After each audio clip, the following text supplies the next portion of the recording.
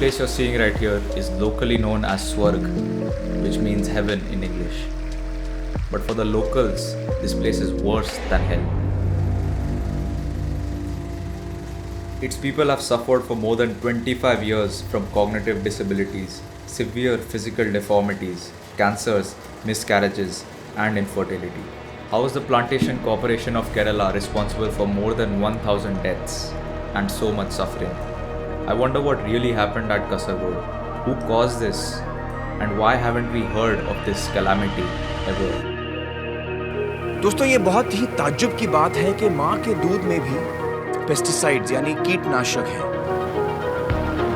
जो cancer cases है पंजाब में और उसमें वो 100% nothing to do with pesticide. Limited dose से कुछ हार्म नहीं होता है। सो पेस्टिसाइड का हार्मफुल इफेक्ट अपने इंडिया में तो बिल्कुल नहीं है।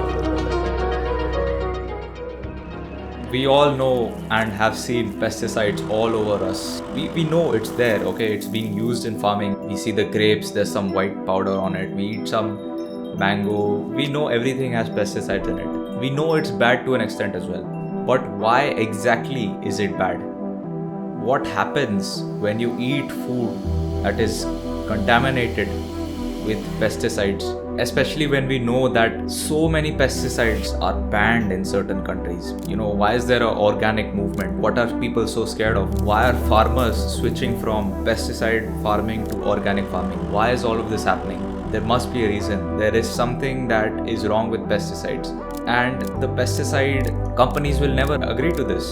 Look at this clip from the owner of the biggest pesticide company in India. मैं आपको 10,000 फार्मर बताऊंगा, मतलब पेस्टिसाइड बिना तो हम बैंकरप्ट हो जाएंगे। कि पेस्टिसाइड के बगैर वो जिंदा नहीं रहेंगे। नहीं, सुसाइड करना पड़ेगा। कि पेस्टिसाइड जहर है या नहीं? पेस्टिसाइड डेफिनेटली जहर है। कि जो किसान खेत में काम करते हैं, जो पेस्टिसाइड स्प्रे करते हैं, वो दूसरे लोग से ज्यादा हेल्दी है। और डीडीटी हार्मलेस है। वाह, डीडीटी हार्मलेस है? बिल्कुल हार्मलेस है, वो अभी प्रूव हो गया।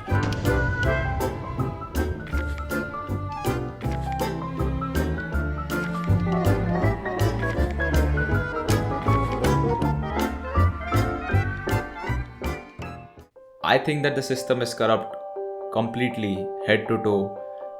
The public is not being made aware of the true dangers of pesticides. It's the silent killer of India. It is the silent killer of the world, in fact. It causes so many health effects, and we are going to examine exactly these health effects and much, much more.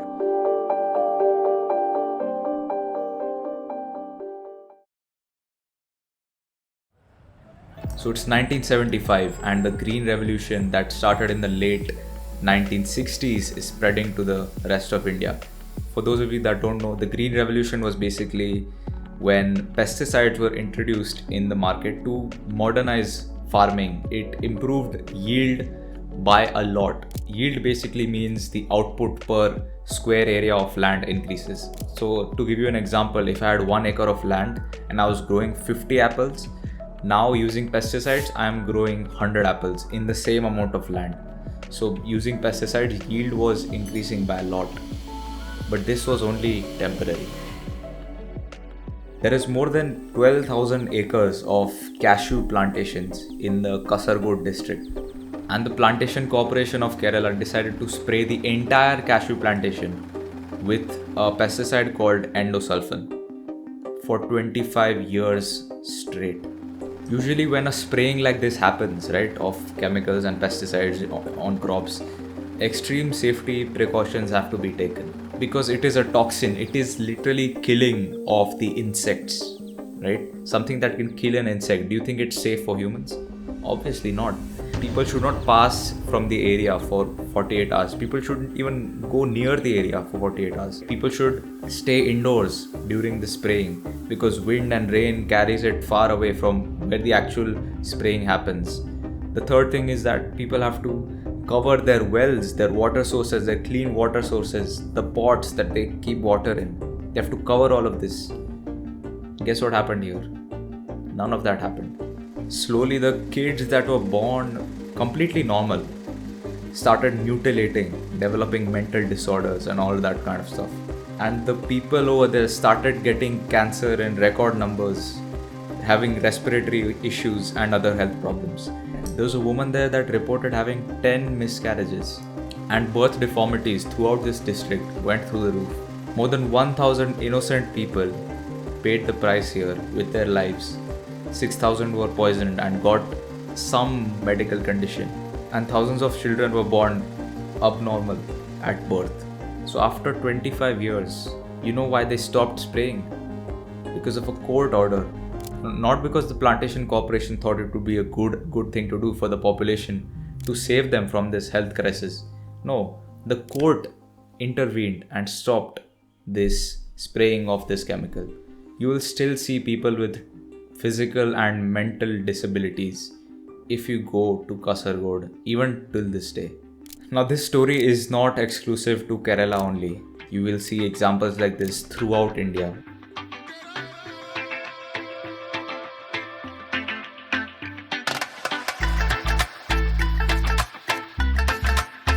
Punjab was at the epicenter of the Green Revolution, right? They were making so much money.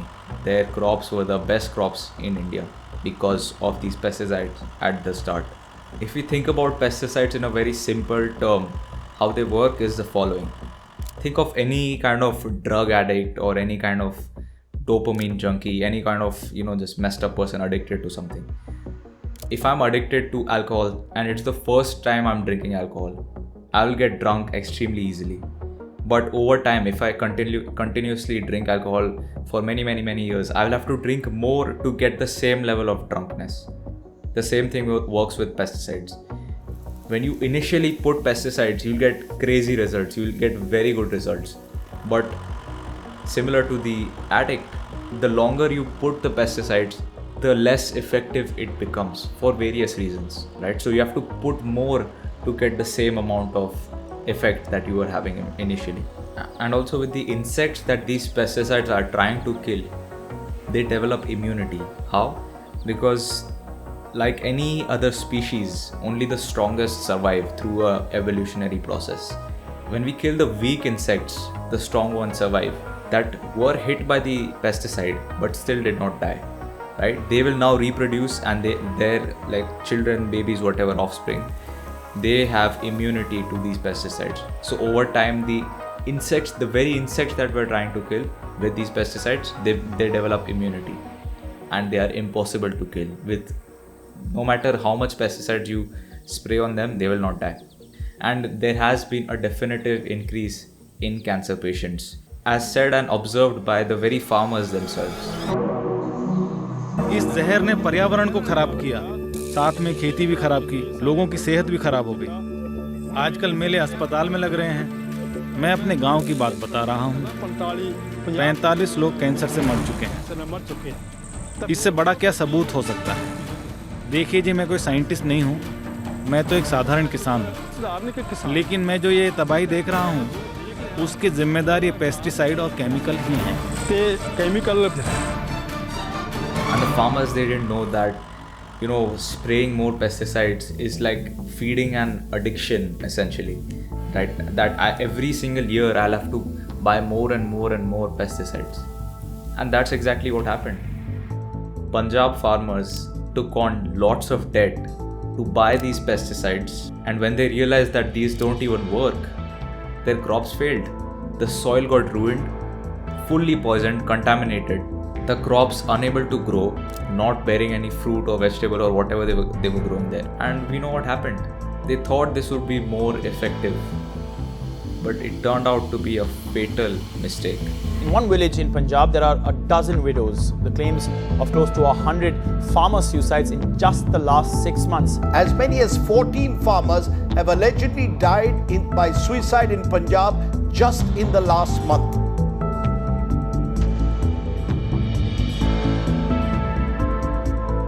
If you go to any kind of city which is kind of a farming hub in India, you'll be surprised to see how many infertility clinics are there. I went to Nashik recently, a few months back. I was just in the city, and every few 100 meters, I could see an infertility clinic.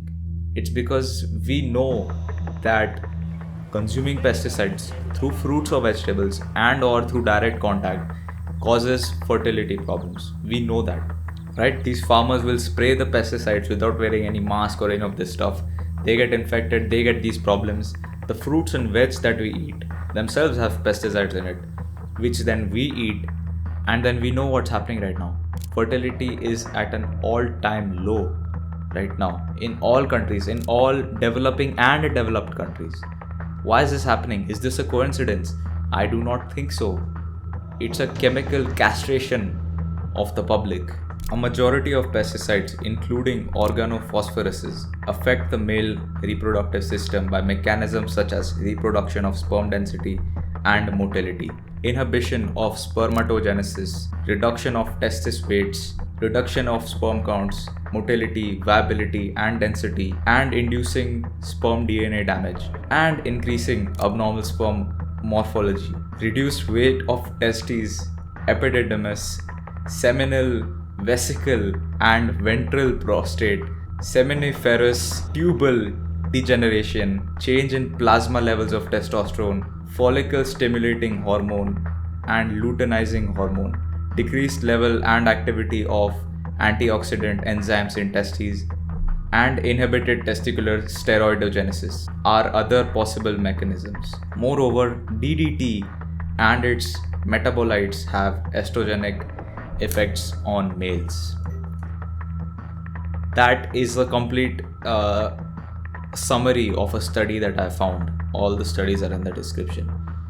I wanted to read it word to word and not synthesize it in my own words, because that would very simplify what I'm trying to tell you, right? The simplification of what I just said is you won't have kids, your sperm is dying, and your testosterone is reducing as a male. But wow, reading that in scientific terms, in words I could not even pronounce that easily, right? The words which I don't even know what they mean, but I know it's something bad. I know it's something bad.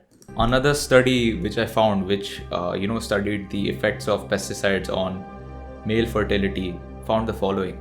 Just look at this graph over here, right? I'm just scrolling through it.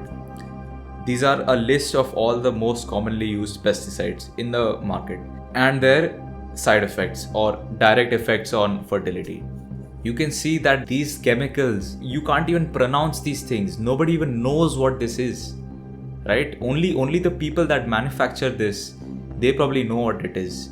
God knows what chemical compounds they have combined together to make something like this. Can you even pronounce this? Just be honest and tell me over here. Do you think that something that's called diphenyl trichloroethane, can it be good for you? Something that is named like that, do you think that's good for you? No, man. And the same goes for females as well. I'm going to read it out again from another study that I found. I'm going to read the exact extract in order to avoid mistakes. Exposure to pesticides might raise the risk of reproductive problems such as irregular menstruation, reduced fertility, preterm, post-termal birth, spontaneous abortion, stillbirth, congenital abnormalities, and low birth weight. Studies have shown that approximately 50% of abortions and 17% of abnormal births occur in women who are exposed to pesticides during pregnancy or breastfeeding. That's crazy. So it's affecting both of us. So in short, pesticides are known to have a teratogenic effect on the human body, which basically means that it affects the fetus while it's in the womb. So now I know the real reason why there were so many retards in my school and college, because their mothers were eating dirty pesticide food. Alright, that's a joke. Chill, guys.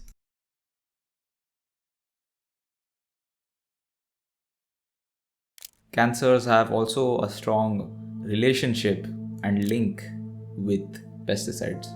When it comes to pesticides and cancer, associations have been found with causing leukemia, lymphoma, brain, kidney, breast, prostate, pancreas, liver, lung, stomach, esophageal, and skin cancers. Pesticides not only cause cancer, they will also affect your brain. They will also affect your nervous system, you could say. High levels of pesticides that affect the central nervous system can cause neurotoxicity, including cognitive and motor changes. In utero and early childhood, exposure to organophosphates can cause neurodevelopmental impairment. In particular, because some pesticides and their metabolites cross the placenta and fetal blood-brain barrier, which has not fully developed in the fetus. In addition, an accumulation of chronic exposure has been associated with increased risk of developing neurodegenerative disease later in life, like Parkinson's and Alzheimer's disease. So in India, this industry is completely unregulated, right? There are of course guidelines that you should only use this much pesticide because it goes above the safety limit, but it's completely unregulated. India has the highest use of pesticides in the entire world, and it is not regulated at all. And farmers are putting pesticides left, right, and center like crazy coons, like non-stop. They just spray for fun. Testing is also not done, right? So if I have an orange right here, it has not been tested, right? I'm not saying every fruit needs to be tested. That's crazy. But there has to be some kind of governmental body which does random tests throughout the country at any given time of any fruit from any vendor, and they see, okay, what's going on here, all right? And that there has to be strict punishment for this, because this is not a joke, right? If you think this is a small problem, if you think, oh, I'm normal till now, I've eaten fruits all my life, you will see the effects not now, right? Because you will see the effects later on. It's crazy how companies are able to sell products clearly are harmful to the public just because they have huge influence over the system, right? They have influence in government, they have influence in their own industry. It's absolutely crazy. This leaves the government also in a very tough situation, because they cannot outright ban pesticides because of the influence that these big companies have, right? They sell billions of dollars of pesticides. They can't, if the government bans them, that basically shuts down their business. And if you're selling billions of dollars worth of something, anything, you're gonna have a lot of influence. So it's not easy on the company side. Also on the farmer side, farmers don't have the awareness that crop yields can be equal to a pesticide farm, right? Using the right farming practices. It's just a knowledge gap, right? Sikkim is the first state in India, first and only state in India, which has 100% organic farming. And maybe the other states and the rest of the world can learn something from this. It cannot just be done like this, right? Sri Lanka banned pesticides, right? We know what happened. The entire economy collapsed because the farmers weren't ready. They didn't know what to do. It's a different style of farming, and if you do it properly, you will have as much yield as the normal farming. And this has been proved by many farms and farmers. Not only that, their profit margins will also go up higher, because organic fruits and vegetables are sold at 10 to 100% more than their non-organic counterparts. It is more expensive than the normal stuff. We know that as well. So if you're gonna grow organic, you're also gonna be able to sell it for a higher price. And it's sometimes crazy for me to think that despite so much medical advancement in India and the rest of the world, why is illness at an all-time high? What is going on? Why aren't we addressing this blatant fact, right? Oh, we are the most advanced civilization in history, so we should be the healthiest also. Makes sense, right? But it doesn't. This topic is reserved for another video in the future, but I want you to start observing the hidden lies that are blatantly in front of you. So my goal isn't to spread fear or anything like that. You aren't going to die tomorrow if you eat, pesticide apples today. But you leave risk for pain and suffering in the future. You are likely to get cancer in the future. You are highly likely to have fertility problems. And if you are able to conceive, your child may be born with deformities or not at all.